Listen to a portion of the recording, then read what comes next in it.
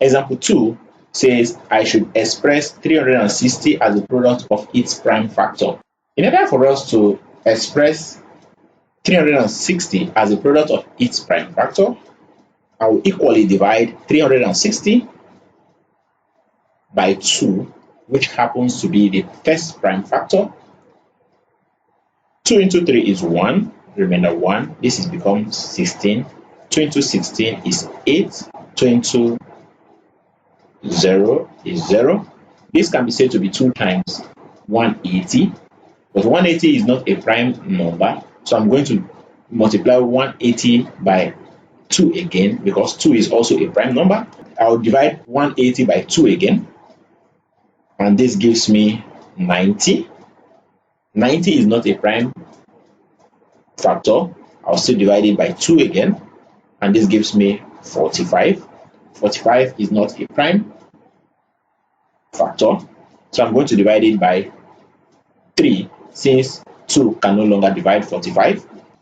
3 into 45 is 15. 15 is not a prime number, so I'll divide it by 3 again, since 3 can divide. 3 into 15 is 5, and 5 is, so 5 times 5 divided by 5 is 1.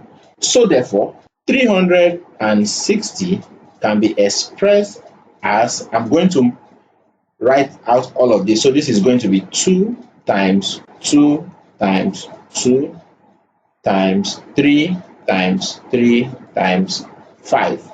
So therefore, 360 can be expressed as the product of its prime factors to be 2 raised to the power of 3 times 3 raised to the power of 2 times 5 raised to the power of 1, being written in index form.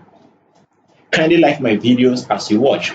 While I recommend that you subscribe to my channel if you are yet to do so, also turn on the notification bell so as to be notified whenever a new video is being uploaded. You can also use the comment section to interact with me on areas that are still difficult for you to understand.